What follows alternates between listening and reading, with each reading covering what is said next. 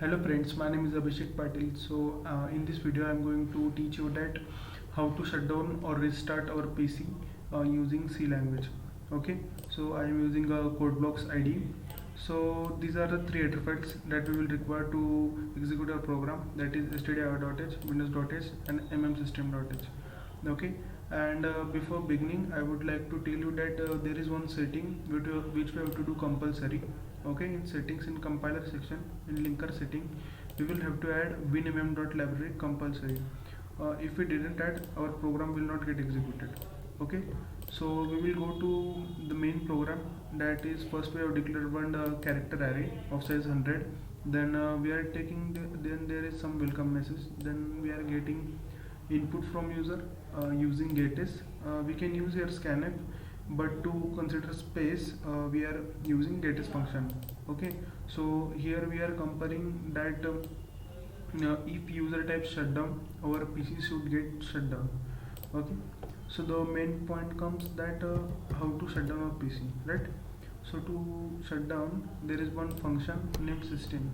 Okay, so I will just copy this function and paste it here. So what am I doing in system? In system, suppose if you are using Windows, then there is one file that in C folder Windows System 32.